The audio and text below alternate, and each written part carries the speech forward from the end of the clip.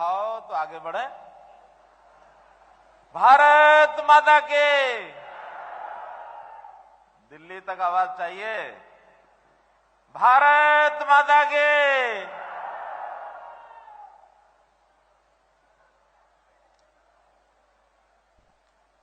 संत श्री शिरोमणि गुरु रविदास जी महाराज की। संत शिरोमणि संत गुरु रविदास महाराज की। बाबा साहब भीमराव अंबेडकर जी की। मंच पर विराजमान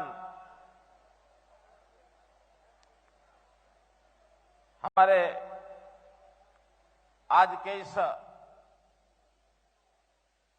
कार्यक्रम के संयोजक, राज्यसभा के हमारे सांसद और हरियाणा में अनुसूचित जाति मोर्चे का पूरा काम संभाल रहे माननीय श्री कृष्ण पंवार जी,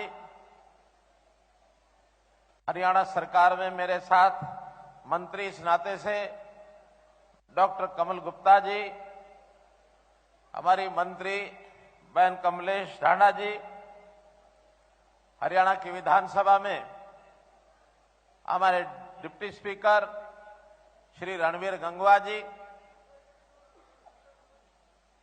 हमारी सांसद सिरसा लोकसभा क्षेत्र जिसमें नरवाना क्षेत्र भी आता है बहन सुनीता दुग्गल जी, चेयरमैन अनुसूचित जाति आयोग जो बनाया हमने, चेयरमैन हमारे श्री रविंद्र बलियाला जी, भारतीय जनता पार्टी के पूर्व अध्यक्ष श्री सुभाष बराला जी, हरियाणा सरकार के पूर्व मंत्री कैप्टन अभिमन्यु जी, मंच पर विराजमान हमारे विधायक श्री रामनिवास सुरजाखेड़ा जी, श्री कृष्ण मिड्डा जी, श्री दूड़ाराम जी, श्री विनोद भयाणा जी, पूर्व मंत्री श्री मनीष ग्रोवर जी, जिला अध्यक्ष श्री राजू मोर जी, प्रदेश के महामंत्री श्री वेदपाल जी, पूर्व मंत्री श्री कृष्ण बेदी जी, पूर्व विधायक श्रीमती प्रेमलता जी, और विशेष उल्लेख आज मैं करना चाहूंगा कि इस सभा को आशीर्वाद देने के लिए हमारे बीच में बहुत ही श्रद्धा के योग्य जो संत समाज के हमारे संत जो बैठे हैं, आशीर्वाद दे रहे हैं,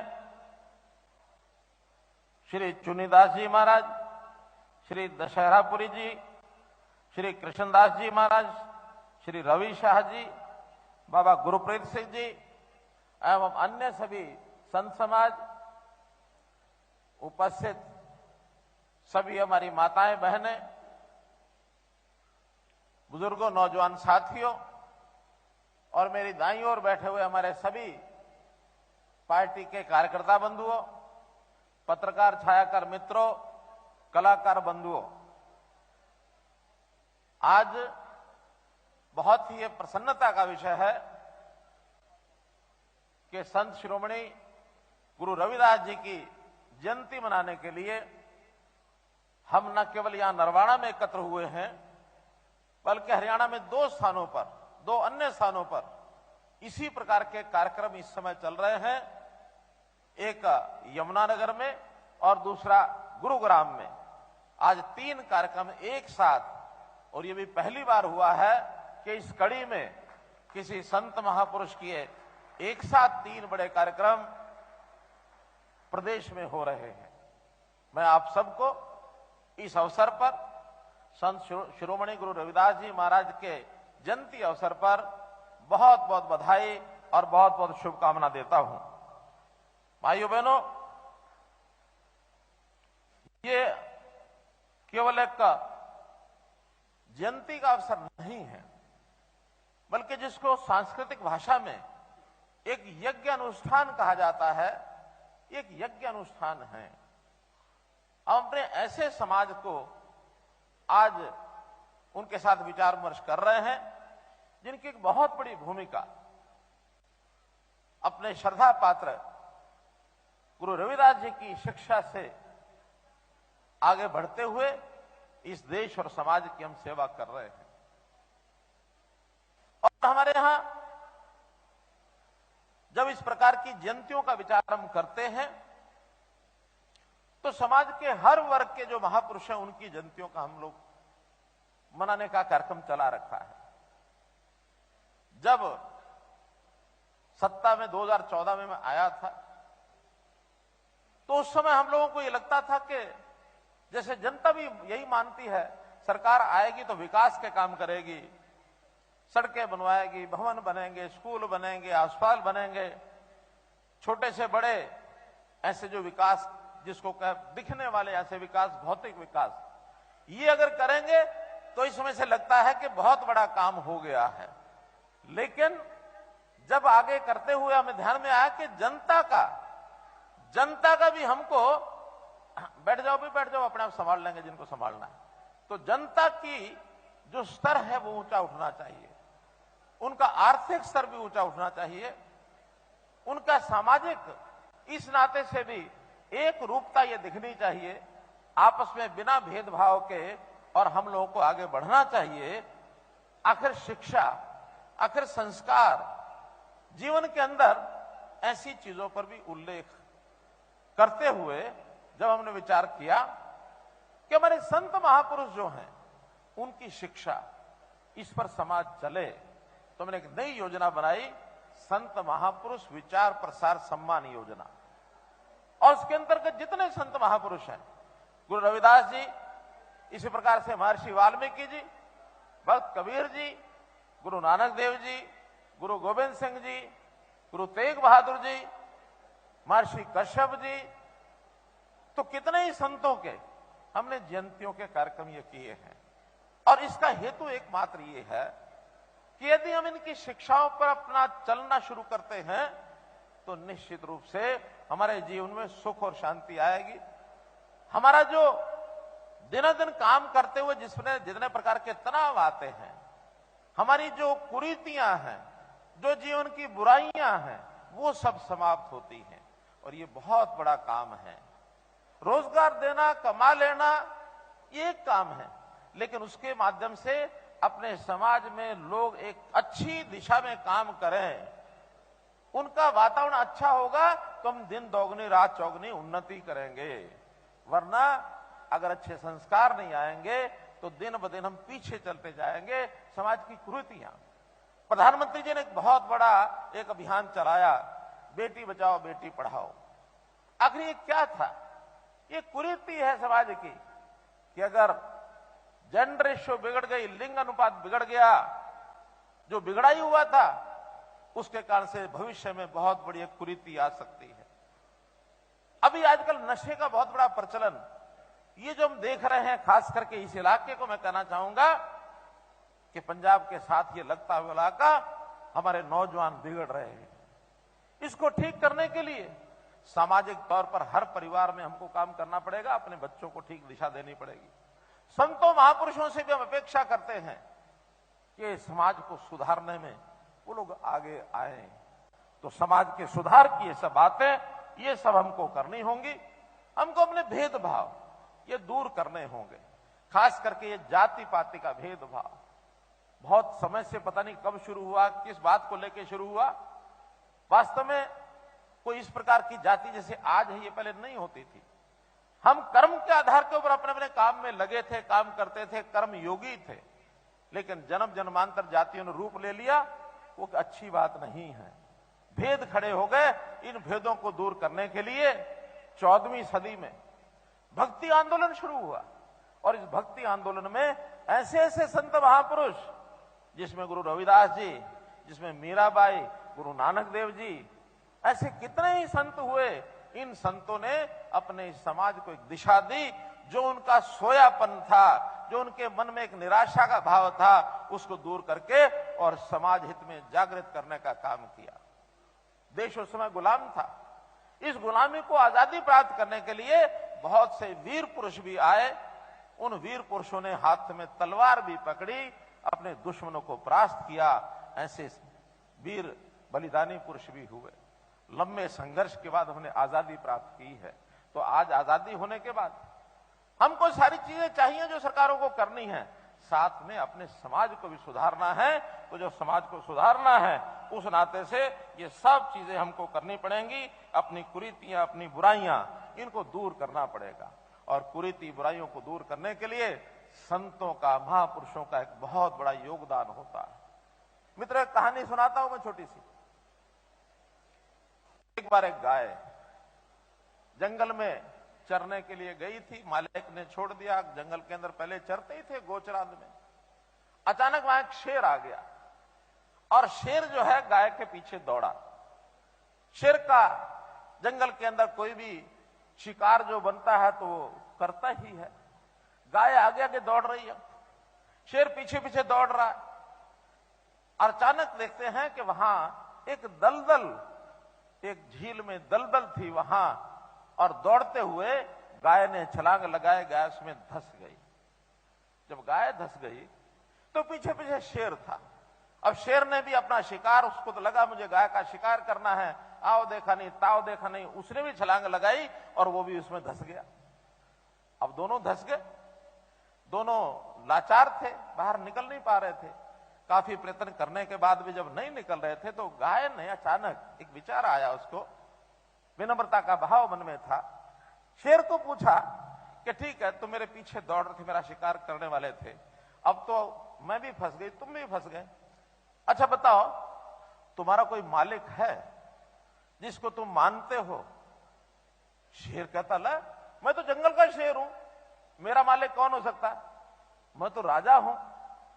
शेर जंगल का राजा ऐसा कहा जाता है, मेरा कोई मालिक वालिक नहीं है। लेकिन हैरान हुआ शेर के, गाय मेरे से प्रश्न पूछ क्यों रही है? तो पूछा कि गाय, ये बताओ कि ये प्रश्न तुमने पूछा क्यों है? वो कहने लगे, मैंने इसलिए पूछा है कि तुम्हारा तो मालिक नहीं है, किसी कोई तुम्हारी चिंता नहीं करेगा, लेकिन मेरा मालिक घर में बैठा है और जब मैं शाम तक घर नहीं पहुंचूंगी तो मेरा मालिक ढूंढते हुए आएगा, और जब ढूंढते हुए आएगा तो यहां तक भी पहुंचेगा, और जब पहुंचेगा तो वो जरूर मुझे यहां दलदल में फंसा देख करके, अपने प्रयत्न करके मुझे निकाल लेगा, निकाल के घर ले जाएगा। तुम्हारा मालिक तो है नहीं, तुम यहीं गिर करके तुम सड़ जाओगे, मर जाओगे। बहुत चतुराई से उस गाय ने शेर को यह बता दिया कि मालिक जरूर सिर के ऊपर रखना चाहिए। मित्रों, भाइयों बहनों, हम भी देखा जाए तो आज कुरीतियां, जितनी बुराइयां उस दलदल में फंसे हुए हैं। हमको निकालने के लिए एक मालिक चाहिए, और वो मालिक हैं हम जो समाज बैठे हैं, संत शिरोमणि गुरुदास रविदास जी, ये हमारे मालिक हैं। हमको किसी न किसी महापुरुष के प्रति श्रद्धा रख के चलना चाहिए। वो जो कुछ बताते हैं उस शिक्षा पर चलना चाहिए, जीवन सुखी हो जाएगा। फिर हमेशा उस दलदल में से बाहर निकल करके हम अपना जीवन यापन सुखी कर सकते हैं, वरना दलदल में फंसे रहेंगे और कोई हमें निकालने आएगा नहीं। मित्रों, भाइयों बहनों, आखिर तो हम सरकार चलाते हैं, वो काम भी करते हैं, ये भी काम करते हैं। मैंने तो रोहतक में पिछले दिनों में भक्त कबीर जी की जयंती के अवसर के ऊपर अपना मन निर्मल रहे तो मैंने घोषणा की थी, मुझे बहुत अच्छा लगा था, उसका असर भी मेरे ऊपर है। मैंने अपने आवास का नाम संत कबीर कुटीर उसका नाम रखा है। हर दिन जब उसमें प्रवेश करता हूं तो संत कबीर जी की दोहे, उनकी बातें वो याद आ जाती हैं। संत कबीरा खड़ा बाजार में, वो क्या है? सबकी मांगे खैर, ना काहू से दोस्ती। इससे बड़ा समभाव नहीं हो सकता। हमारे लिए सब समान है, तो इस सब समानता का भाव महापुरुषों के जीवनी से, संत रविदास जी का जीवन भी ऐसा ही था। उनका जीवन संघर्षशील था, वो मेहनती थे, वो कर्मयोगी थे, वो पाखंडों में विश्वास नहीं रखते थे। जीवन से दिशा मिलती है। बहुत कुछ पूर्व वक्ताओं ने संतों के बारे में बताया है। मित्रों, भाइयों बहनों, इस नाते से हमारी सरकारें जो काम कर रही हैं, चाहे वो केंद्र सरकार में प्रधानमंत्री नरेंद्र मोदी जी के नेतृत्व में सरकार चल रही है, समाज के उस वर्ग के बारे में सोचती है जो किन्हीं कारणों से पिछड़ गया है, पंक्ति में अंतिम खड़ा है, और वैसा ही हम हरियाणा सरकार के नाते करते हैं, और इसको कहते हैं अंत्योदय का भाव। अंतिम का उदय करो। समाज को यदि सुखी करना है तो अंतिम को आगे बढ़ा लेंगे, जो बाद में अंत्य रहेगा उसको बढ़ाओ, जो पीछे रह जाए उसको बढ़ाओ। आगे बढ़ाने की मनस्थिति ये हमारी बनी रहे और वही समाज की मनस्थिति रहे तो ये समाज हमेशा आगे बढ़ेगा, पीछे नहीं हटेगा। बहुत सी योजनाएं हमने प्रदेश के अंदर बनाई हैं। अब उसमें बहुत सी पहले बातें बताई जा चुकी हैं। आखिर हमारा गरीब समाज, इसके लिए मकान की आवश्यकता है, तो प्रधानमंत्री आवास योजना के अंतर्गत अभी तक 55,00,000 परिवारों को हम मकान दे चुके हैं। नई योजना, अभी केंद्र का बजट आया है, उसमें 66% बजट इस योजना के मद में प्रधानमंत्री जी ने बढ़ाया है। 79,000 करोड़ रुपए इसके लिए रखे हैं। हम भी नया सर्वे करा रहे हैं, और इस नए सर्वे में खास करके जो गरीब है, जिसकी आय 1,80,000 रुपया वार्षिक से कम है, ऐसे सब गरीब परिवारों को मकान बनाने के लिए उनकी भरपूर सहायता करके उनके मकान बनवाए जाएंगे। किसी को बेघर नहीं रहने दिया जाएगा। भाइयों बहनों, शिक्षा की सुविधाएं बच्चों की, सरकार की सारी शिक्षा निःशुल्क है, कोई उसमें पैसा लगता नहीं है। लेकिन बहुत बच्चे प्राइवेट स्कूलों में भी पढ़ते हैं। आसपास प्राइवेट स्कूलों के अंदर सरकारी व्यवस्था ठीक ना होने के कारण से वो चाहते हैं हमारे बच्चे प्राइवेट स्कूलों में पढ़ें। अब हो सकता है उनके अपने बच्चों को भी रीस लगती होगी पास पड़ोस में कि हमारा दूसरा साथी प्राइवेट स्कूल में जा रहा है, तो ऐसे गरीब बच्चे, उनकी जो फीस है वो भी प्राइवेट स्कूलों के हमने निर्धारित कर दी है कि प्राइवेट स्कूलों की फीस उनकी भी हम देंगे। चिराग योजना, इस अंतर्गत योजना बनाई गई है, उसको तय कर दिया है। बच्चों को अवसर मिले, पूरा मिले। हम ये भी कोशिश कर रहे हैं कि हमारी सरकारी स्कूलों की व्यवस्था बढ़िया बने, ताकि प्राइवेट स्कूल के बच्चे भी सरकारी स्कूलों में आए, उसकी संख्या बढ़े। ये भी हम काम कर रहे हैं। संस्कृति मॉडल स्कूल हमने बनाए हैं, बहुत से प्राइवेट स्कूलों को छोड़ करके, और वो सरकारी स्कूलों में बच्चे आ रहे हैं। अलग अलग स्थानों पर अलग अलग परिस्थितियां हैं। सरकारी स्कूलों को भी बढ़ाएंगे, उसमें व्यवस्था अच्छी करेंगे। इसके बावजूद प्राइवेट स्कूलों की व्यवस्था को भी हम खारिज नहीं करेंगे। अच्छे स्कूल वहां भी चलने चाहिए, अच्छे स्कूल सरकारी भी चलने चाहिए, दोनों मिल करके, और स्कूल में बच्चों की शिक्षा कैसे अच्छी हो इसके ओर हम प्रयत्न करेंगे। भाइयों बहनों, हमने मेधावी छात्र योजना में जो अनुसूचित जाति के बच्चे हैं, 8 से 12,000 रुपया वार्षिक उनको जो है वजीफा दिया जाता है। 8,000 से 12,000 रुपया वार्षिक, अर्थात 1,000 रुपया महीना। और जो मेधावी छात्र हैं ये उनको दिया जाता है। जो उसके बाद पोस्ट मैट्रिक छात्रवृत्ति, वो भी 250 रुपए से लेकर के और 1,200 रुपया मासिक, ये भी उसमें दी जाती है। मित्रों, गरीबों को कैसे रोजगार मिले, कैसे वो आय अपनी बढ़ाएं, मुख्यमंत्री अंत्योदय परिवार उत्थान योजना मैंने बनाई है। उसके 861 कैंप लग चुके हैं। अगले महीने से कैंप दोबारा से लगने वाले हैं, और हमने बैंकों को कहा है कि आप लोग सहयोग करिए। जिसको जैसा पैसा लोन चाहिए, चाहे छोटी इंडस्ट्री लगानी है, चाहे उसको कोई अपना गाय भैंस खरीद करके उसके दूध के से अपने परिवार का सेवन करना है, किसी भी प्रकार की सहायता सरकार सब्सिडी और जो देते हैं हम उसमें सुविधा, उसके अलावा बैंकों की ओर से भी उनको लोन सक्षम मिल जाए। अभी तक 32,000 लोगों को ये लोन हमने पिछले साल दिलवाया है। हमारा टारगेट है 1 लाख परिवारों को हम अपने जो गरीब हैं, जो 1 लाख रुपए की आमदन से भी कम है, ढूंढ ढूंढ के घर से लाते हैं और उसको काम कराते हैं। हमारे जब कैंप लगे, गरीब परिवारों को जब बुलाया जाए उसमें उनको जरूर जाना चाहिए, ताकि उनके परिवार की स्थिति ठीक हो जाए। क्योंकि हम जब हिसाब लगाते हैं, परिवार पहचान पत्र में हमने लगाया है हिसाब कि कुल हरियाणा का 40% ये परिवार उस योजना के अंतर्गत आते हैं परिवार पहचान पत्र में। लेकिन जब अनुसूचित जाति का विचार किया है, तो अनुसूचित जाति में से तो लगभग 75% परिवार उस 180 से नीचे आते हैं। तो सबसे ज्यादा लाभ अगर होगा तो अनुसूचित जाति के लोगों को होगा। गरीबी जहां ज्यादा है उनका सहयोग भी उसी प्रकार से हम ज्यादा करेंगे। हमने राशन कार्ड बनाने का काम, 180 से नीचे के जो आय के वर्ग के लोग हैं, ऑटोमेटिकली उनका राशन बनेगा।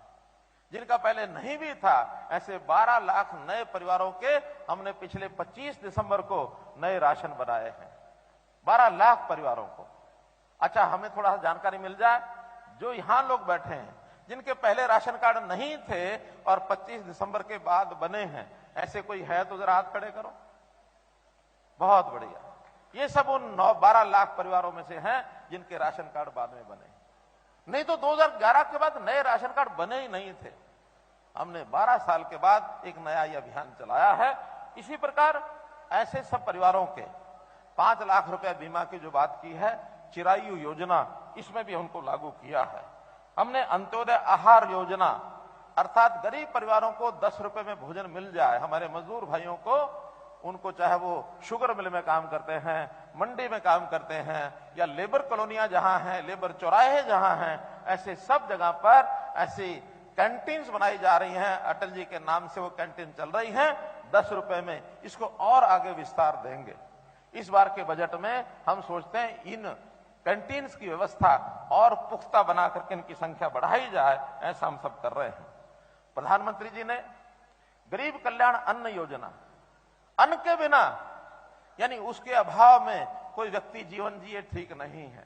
देश भर में इस योजना को 1 साल के लिए और बढ़ाया है, जिसमें पहले तो 1 रुपया 2 रुपए के हिसाब से पैसा लिया जाता था। अब वो 1 रुपया 2 रुपया भी उसको मुफ्त कर दिया है कि इन परिवारों को कोई पैसा नहीं लिया जाएगा, अनाज उनको मुफ्त दिया जाएगा। 1 साल के लिए इसको और बढ़ा दी है आगे। मुख्यमंत्री विवाह शगन योजना में पहले 51,000 रुपया हम देते थे अनुसूचित जाति के लोगों को, अब उसको हमने 71,000 रुपया कर दिया, 20,000 रुपया उसमें बढ़ा दिया है, ताकि हमारे परिवारों में किसी प्रकार की कठिनाई ना आए। मित्रों, ये बहुत काम हम कर रहे हैं, लेकिन इनको करते हुए कुछ बातें ऐसी हैं, हमारे जो विपक्षी दल हैं, खास करके कांग्रेस की मैं बात करूंगा, ये लोग, हमने भ्रष्टाचार को दूर करने के लिए कितने तरह की मुहिम चलाई है। उस मुहिम को चलाते हुए, ताकि भ्रष्टाचार बर्दाश्त नहीं करेंगे, मैंने घोषणा की है कि भ्रष्टाचार का काल मनोहर लाल, इस घोषणा के साथ आगे बढ़ाओ मित्रों में। चाहे वो परिवार पहचान पत्र के माध्यम से, चाहे दुनिया भर के हमने सारे पोर्टल बनाए हैं, और ये क्या कहते हैं, हम आएंगे तो परिवार पहचान पत्र को समाप्त कर देंगे, हम आएंगे तो ये जितने भी पोर्टल हैं इनको हम समाप्त कर देंगे। अरे इतना पारदर्शी तरीके से हमने काम किए हैं, अब कोई भ्रष्टाचार कर नहीं सकता। हाँ, इनके साथ लगे हुए उस समय के लोग जो भ्रष्टाचार करते थे, धौड़ कपड़िए जिनको मैं कहता हूं, दलाल जगह जगह इनके साथ घूमते थे, लोगों को लेके जाते थे चंडीगढ़, आओ तुम्हारा काम करा के लाएंगे, किसी से 2,000 निकाल लिया, किसी से 5,000 निकाल लिया, जेब से पैसे निकालते थे। अब वो सारे बेरोजगार हो गए हैं, और ये कहते हैं बेरोजगारी बढ़ गई है। मैंने कैसे बढ़ी है कि हमारे सारे लोग बेरोजगार हो गए और उससे बेरोजगारी बढ़ गई। भाई, उनको वो रोजगार तो मिलेगा नहीं जो पहले था। लाइन में लग करके गाय का भैंस का लोन लेना हो तो ले ले, अपना कमाई करें, खा ले, परिवार बाल ले। अब उस रोजगार में नहीं जाने देंगे इनको जिसमें पहले गए थे। इसलिए ये बहुत लोगों को बहकाते हैं, बहुत प्रेशर बनाते हैं, ग्रुपों को खड़ा कर लेंगे कि भाई आओ धरना दे दो। धरना देने वाले किसी बात के ऊपर इनके उकसावे में आ जाते हैं। अब ग्राम विकास की योजनाएं हमने बनाई, सारी पारदर्शी बना रहे हैं हम कि भाई कोई ठेकेदार है, ई टेंडरिंग करके छोटा बड़ा काम कोई करा ले। इसमें भी विरोध शुरू करा दिया कि ई टेंडर करेंगे तो फिर इनके धंधे कैसे चलेंगे। ई टेंडर में धंधे तो चल नहीं सकते। कुछ सरपंच अच्छे हैं, उन्होंने काम करने शुरू कर दिए। आज की डेट में मैंने ताजा जानकारी ली है, 1650 काम ऐसे जो अच्छे सरपंच हैं उन्होंने अपने काम कराने शुरू कर दिए गांव के अंदर। उनके काम शुरू हो गए हैं, कोई भ्रष्टाचार के उनके मन में नहीं है। लेकिन कुछ लोग इस चीज को लेकर के विरोध पर अड़े हुए हैं। क्यों भाई, टेंडर नहीं करो, हमको छूट होनी चाहिए, हम जैसा मर्जी काम कराएं, जिससे कराएं, पैसा हमारे हाथ में आना चाहिए। और साथ में ये कहेंगे कि हमने तो बहुत पैसे खर्च किए हैं, सरपंच बढ़ के आए हैं। इसका मतलब क्या हुआ? अरे बहुत पैसे खर्च के आए हैं, सरपंच बने हैं, तो फिर ई टेंडरिंग में क्या दिक्कत है? नहीं, हाथ में पैसा चाहिए। अब मतलब तो समझते हैं, आप भी समझते हैं, मैं भी समझता हूं क्या हो रहा है, समझते हैं ना। और मैं ये घोषणा करता हूं कि हमने 1100 करोड़ रुपया 31 मार्च तक के लिए इनको दिया है सबको, कि इसको खर्च करें सब लोग। कुछ सरपंचों ने खर्च करना शुरू कर दिया है, हो सकता है उनको जल्दी पैसा और जरूरत पड़ेगी। उनका पैसा अगर खत्म हो जाएगा तो जिन्होंने पैसा खर्च नहीं किया है वो पैसा उठा के उन्हीं को दे देंगे जो काम करा रहे हैं। फिर बाद में चिल्लाते फिरेंगे हमारा पैसा चला गया। ये तो 31 मार्च की डेट है, जितना कराना करा लो। हां, अगर सब लोग खत्म कर देंगे और जरूरत होगी तब भी हम देंगे, हमारे पास बजट में कमी नहीं है और देंगे। मित्रों, गांव में विकास, मित्रों काम कराने के लिए लोग आगे आने चाहिए। सबका साथ सबका विकास, ये हमने कहा है। हमारे जनप्रतिनिधि अगर साथ लगते हैं तो जितनी चीजें चाहिए उनको मिलेंगी। मित्रों, उसमें कमी नहीं छोड़ेंगे। अब मेरे बातें तो बहुत हैं कहने के लायक, लेकिन हमारे कृष्ण पवार जी कह रहे हैं कि मैंने बहुत सी बातें आपको बताई थी, उनका तो जिक्र ही नहीं कर रहे आप। वो इंतजार कर रहे हैं सब लोग। मैं उन्हीं बातों पर आता हूं। मित्रों, विषय बहुत से आए हैं, लेकिन उन सब विषयों पर कुछ बातें तो अभी स्पष्ट तौर पर बता दी जाएंगी। कुछ ऐसे भी हैं जो यही मंच पर मुझे जो डिमांड्स मिली हैं, ऐसे सब कामों के लिए चंडीगढ़ जाके विभाग के अनुसार उनकी सबकी फिजिबिलिटी चेक कराएंगे। जो होने वाले सब कराए जाएंगे। कोई नहीं होने वाला होगा तो उनको बताएंगे कि ये काम इस कारण से नहीं होने वाला। कुछ काम लेट हो जाते हैं, कई उसमें दिक्कतें जो होती हैं वो आप लोगों को भी पता है, लेकिन जो होने वाले हैं वो उनको सबके बारे में आपको बता देता हूं।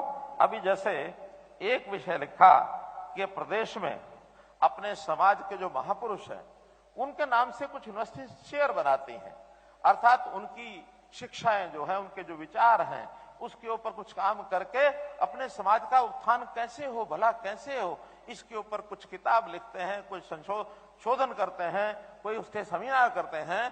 तो आज मैं ये घोषणा कर रहा हूं कि संत शिरोमणि गुरु रविदास जी के नाम से जो हमारे CDLU चौधरी देवीलाल जी की यूनिवर्सिटी सिरसा में है, उसमें एक चेयर स्थापित की जाएगी ताकि 5 साल में एक अध्ययन करके और समाज का भला कैसे किया जा सकता है, उनके विचारों का प्रचार प्रसार सारे प्रदेश में भी हो, देश में भी उनके विचार जाएं, तो इसके लिए एक चेयर स्थापित की जाएगी। भाई बहनों, दूसरा इन्होंने उद्योग के लिए लिखा है कि उद्योगों में अनुसूचित जाति कैसे आगे आए।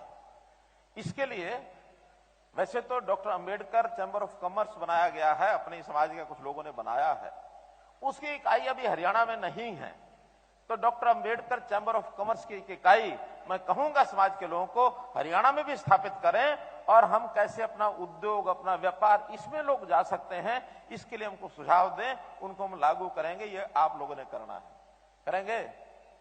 ये करेंगे। अब तुरंत तौर पर एक जो घोषणा मैं कर रहा हूं कि जो अभी उद्योग लगाने के लिए, खास करके छोटे उद्योग, लघु उद्योग, सूक्ष्म उद्योग, MS जिनको कहते हैं, माइक्रो और स्मॉल, इस उद्योग में जो जमीनें खरीदी जाती हैं उन जमीनों पर अभी तो हमने 10% की छूट कही थी, आज मैं घोषणा कर रहा हूं उसको 20% की छूट देंगे जो भी उद्योग करने के लिए आगे आएगा। इसी प्रकार कुछ हमारे मित्र साथी जो भी और कोई काम करना चाहते हैं, उद्योग के अलावा भी व्यापार का भी कोई काम करना चाहते हैं, उसमें जो लोन लेंगे उस लोन के ऊपर जो इंटरेस्ट है, ब्याज है, उस ब्याज में भी बाकियों को जो छूट मिलती है उससे 20% ज्यादा छूट उनको देंगे ताकि उसमें भी उनको सुविधा हो जाए, इसमें भी लोग आगे बढ़ें।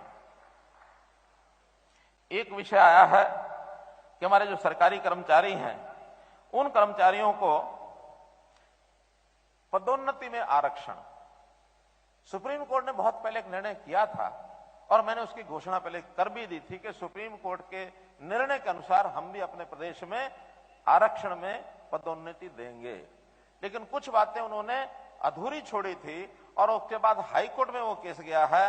अब हाईकोर्ट ने भी निर्णय कर दिया है और हमने अपने AG साहब से पूछ लिया है कि हम अनुसूचित जाति के लिए एक कोटा अपना तय कर सकते हैं कि इस कोटे के हिसाब से हम पदोन्नति आरक्षण में भी देंगे, तो ये अगले 3 महीने में इसको हम पूरा कर देंगे, ये आपको मैं विश्वास दिला रहा हूं।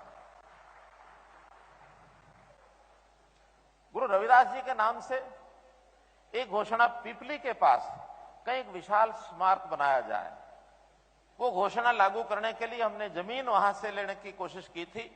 पहले मिल नहीं पाई थी कहीं उचित जगह पर जमीन, अब वो जमीन की पहचान हो गई है। अगले इस वर्ष के अंदर उस जमीन पर और गुरु रविदास जी के नाम से एक बड़ा स्मारक वहां बनाया जाएगा। छात्रावास भी होगा, कॉलेज स्कूल भी होगा। तो उस नाते से गुरु रविदास जी के नाम पर पिपली के पास जो स्थान हमने तय किया है उस पर अगले वर्ष में यह स्मारक बनाया जाएगा। एससी वर्ग के युवाओं को स्वरोजगार और उद्यमिता को प्रोत्साहन देने के लिए उनको वित्तीय सहायता, बैंकों से तो प्रावधान है ही है, हम सरकार में भी एक वेंचर कैपिटल फंड, उस फंड में से भी उनको एडवांस किया जा सकता है, ऋण दिया जा सकता है। एक अलग से फंड बनाया जाएगा जिसमें केवल अनुसूचित जाति के लोगों को ही, नौजवानों को उसमें ऋण मिलेगा। मित्रों, भाइयों बहनों, कौशल रोजगार निगम, इसमें भी विषय आता कि इसमें 20% का आरक्षण किया जाए।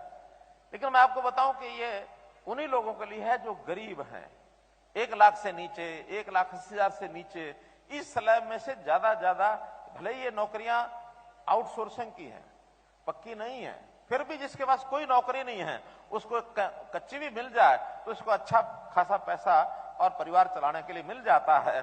अभी तक जो भर्तियां हुई हैं इसका हमने हिसाब लगाया है, न केवल 20% बल्कि अनुसूचित जाति को जो मिल रही हैं उसमें 41% नौकरियां और एचकेआर में अनुसूचित जाति को मिल रही हैं, 20 की बजाय 41 मिल रही है। इसलिए जैसे मैंने बताया कि गरीब संख्या अभी अनुसूचित जाति की ज्यादा है। मैं कामना करता हूं कि हम अमीरों की श्रेणी में आए। हमारे अभी लगभग 91,000 ऐसे एम्प्लॉइज सरकारी नौकरी करते हैं, 90,000 लगभग ऐसे हैं जो प्राइवेट नौकरी करते हैं। ये संख्या और कैसे बढ़े, इसमें शिक्षा पर हम जोर देंगे। मुझे एक बात की खुशी है कि हमारी जो आबादी है अनुसूचित जाति की, उसके अंदर पढ़ने वाले बच्चों का प्रतिशत वो लगातार बढ़ रहा है। और ये प्रतिशत बच्चों का, जो बच्चे स्कूली शिक्षा ले रहे हैं, वो परसेंट 32% है, 32%। और जिस समाज के बच्चे 30% से ज्यादा पढ़ने लग जाएं, तो ये मान के चलो कि समाज आगे बढ़ना उसने शुरू किया है। तो आपके बच्चे 32% संख्या में पढ़ाई करते हैं, एक अच्छी बात है, लेकिन इनको ऊंची पढ़ाई, उच्च शिक्षा ये कैसे मिले। और इसमें भी जो प्रतियोगी परीक्षाएं हैं, स्टेट की हैं, सेंटर की हैं, इसकी कोचिंग अनुसूचित जाति के लिए ये कोचिंग मुफ्त कराई जाएगी, कोई पैसा इससे नहीं लिया जाएगा, ताकि आपके बच्चे नौकरियों में कैसे आगे बढ़ सके। मित्रों, भाई बहनों, एक विषय आया कि किसी संस्थान का नाम गुरु रविदास जी के नाम से रखा जाए। तो हमने कल से ध्यान दौड़ाया है कि कौन कौन से संस्थान ऐसे जिनके नाम नहीं रखे गए हैं। कोई बड़ा संस्थान जिसका नाम हम गुरु रविदास जी के नाम से रखें। तो मैं आज घोषणा करता हूं, और उस घोषणा से पहले मैंने उस इलाके के विधायक, सांसद सबसे बात भी कर ली है। अभी जो फतेहाबाद जिले में टोहाना विधानसभा रतिया के भी पास लगता रसूलपुर के अंदर जो मेडिकल कॉलेज बनाने की घोषणा हुई है, उस मेडिकल कॉलेज का नाम श्री गुरु रविदास जी मेडिकल कॉलेज रखा जाएगा। ये मैं आज घोषणा करता हूं।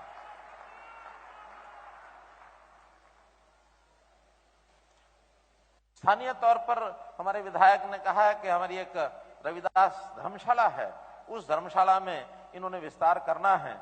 जो भी कोई मानो मुरम्मत की जरूरत होगी या कमरे बनाने होंगे या जो भी कुछ करना होगा, इसके लिए इन्होंने जो डिमांड की है 21 लाख रुपए की, वो डिमांड में पूरी करता हूं। नरवाना के लिए 21 लाख रुपया वो भी मंजूर करता हूं। और इसी प्रकार से अनुसूचित जाति की जो चौपालें धर्मशालाएं हैं, 31 मार्च से पहले, बहुत ज्यादा तो नहीं, लेकिन जहां कहीं आवश्यकता होती है मुरम्मत की, 2 लाख, 5 लाख, 4 लाख जिनको चाहिए, वो लोग डिपार्टमेंट को अगर अप्लाई करेंगे तो ऐसा प्रदेश में इस 31 मार्च से पहले जो अप्लाई करेंगे 1 करोड़ रुपया उसके लिए सुरक्षित रखता हूं कि उनकी मुरम्मत के लिए दिया जाएगा।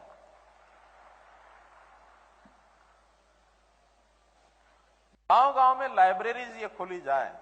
कल ही प्रधानमंत्री जी ने, यानी हमारे वित्त मंत्री जी ने जो घोषणाएं की हैं, उन घोषणाओं में घोषणा की है कि हर गांव में लाइब्रेरीज होनी चाहिए, तो उन लाइब्रेरीज के लिए केंद्र सरकार भी योगदान कर रही है।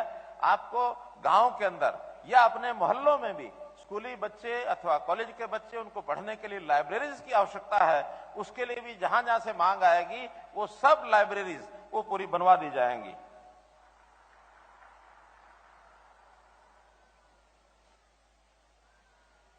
मित्रों, जितनी चीजें, जितनी घोषणाएं मुझे लिख करके दी गई हैं, उसमें से इतनी सब जो मैंने बताई है ये सब पूरी कर रहे हैं। कुछ एक ऐसी हैं जिनके ऊपर अभी निर्णय नहीं है, उसके बारे में भी जैसा मैंने बताया हम जो है चंडीगढ़ में विभागों को भेज करके उसकी फिजिबिलिटी लेंगे। लेकिन मैं फिर कह रहा हूं कि समाज के आगे बढ़ने में, चाहे शिक्षा है, चाहे स्वास्थ्य है, चाहे रोजगार है, चाहे बुजुर्गों का ख्याल रखने वाली बातें हैं, इन सब के लिए जो गरीब परिवार हैं, 1,80,000 से नीचे हैं, इसमें हमने अलग अलग विभागों के जिम्मे लगा दिया है। बैंकों से भी बात की है कि हर किसी को जो योजना का लाभ चाहिए, कोई लोन चाहिए, चाहे वो केंद्र की योजना है, मुद्रा योजना केंद्र की है, उसमें भी 1 करोड़ रुपए तक का लोन वहां बिना किसी गारंटी के बैंक तुरंत देने के लिए तैयार हैं। हमारे पास उसकी कोई रिपोर्ट चाहिए कि हम काम क्या करेंगे, तो उस काम के आधार पर जितना भी वो काम आप बताएंगे, आपके नौजवान काम में आगे बढ़ें, ये मेरी शुभकामना। अंत में आपको इस अवसर पर बहुत बहुत